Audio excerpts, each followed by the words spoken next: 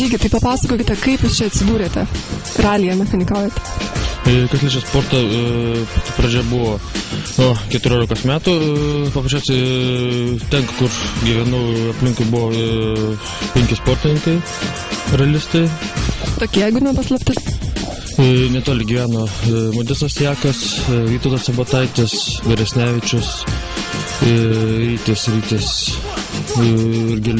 Jurgaitis ir kito negaliu dabar pasakyti. Pačias irgi iki mažam vaikui rūpėjo technika, domėjausi to, pradėjau trintis. Pati pradžia buvo mašinos plovimas, padangų keitimas, kai kas irgi tikėjo didelį šypseną. Po truputį atlikinėjau praktiką pasimokindamas Jutai, įtraukė automobilių sportą Strumskis, pati pradžia buvo krosė. Strumskis ir po šią dieną tai yra apie 9 metai, kai kartu tiek kas liečia krosą ir ralyje dabar natūraliai 6 metai. Nesinori pačiam pralėkti ralyje dalyvauti? Yra tokių minčių ir po truputį gyveninam tos planus.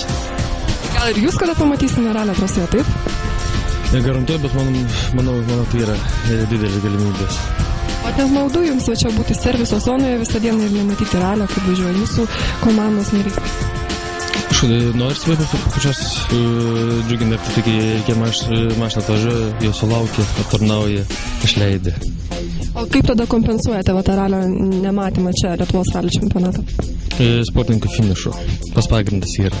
Paruošti tvarkingai teisingai mašiną, ją prižiūrėti ir sulaukti finišą. Tai yra daug geriau negu pamatyti važiuojančią mašiną, tarkim, po vieno ar kito greičio ruožo sustojus.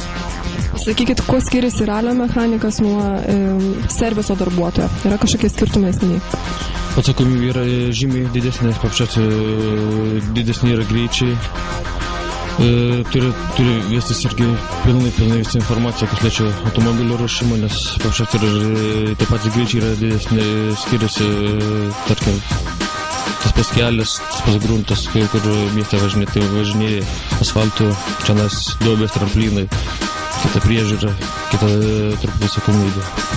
Pagrindiniai darbai, kuriuos atliekate standartiniai atvažiavus automobiliui? Pirmas darbas, kas irgi pasitinki automobilį prie įvažiavimo į automobilių servisą. Susiklausi, susirinki pilną informaciją, kas yra blogai, ką reikia daryti. Ir, tarkim, priėmus automobilį palapinę jau, serviso zonai. Tai mašinos pakelimas, ratų keitimas, peržiūra, tokių standartinių darbų, kyšių, patikrinimas, užpildymas. Sudėtingiausiai tai yra stogo lyginimas. Lyginant stogą? Lyginant stogą, taip.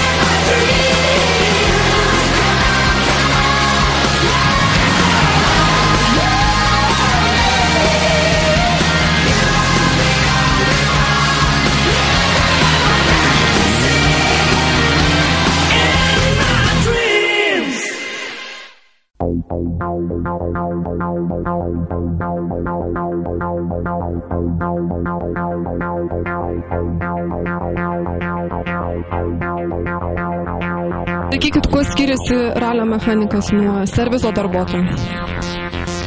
Ralio mechanikas bet kokiom sąlygom, bet kokiu oru visą laiką būna lauke, dirba šalta, karšta, lauke viskas. Vis tiek, turi pasižymėti kažkokių didesnių profesionalumų atveju. Turėtų greit orientuoti situacijose, surasti greit gedimus ir juos pašalinti.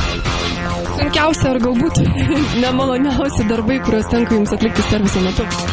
Sunkiausia tai yra laukti. Kimas? Ja. O kai dirbi, tai laikas greitai net negalvoji.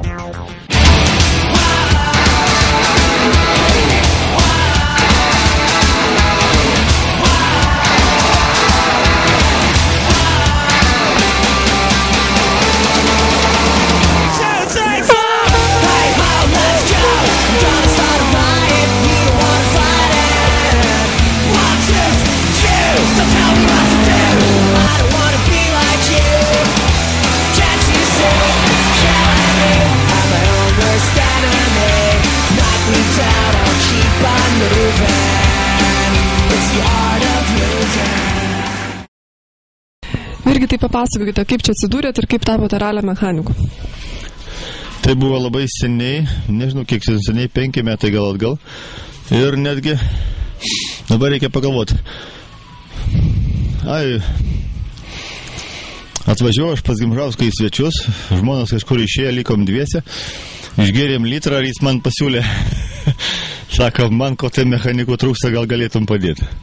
Tai kiek laiko jau praėjo nuo to momento? 5-6 metai. Tai jau nemažai mechanikaujant, tai jau patyręs esate turbūt taip?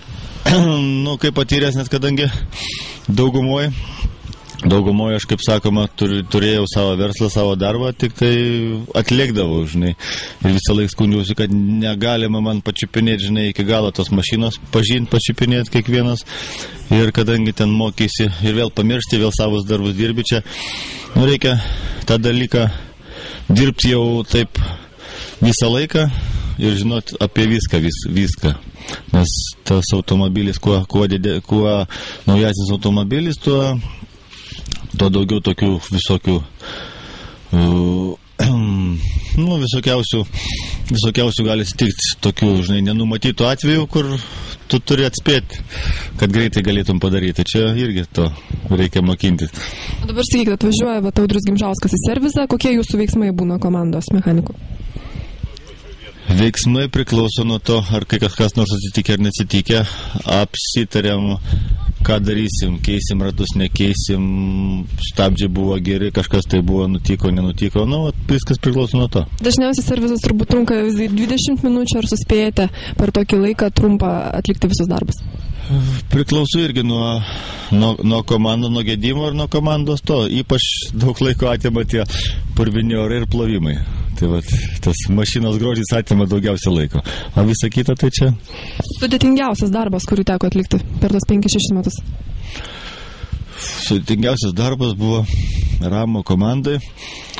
Važiavo dar Šošas už šturmaną. Latvijai, Kurzemės raliai, atrodo, nepameluosiu. Vakare, mum uždarinėjo uždarą parką, ir ten buvo, nežinau, ar 20 ar 30 minučių, to apsitvarkymo. Ir mes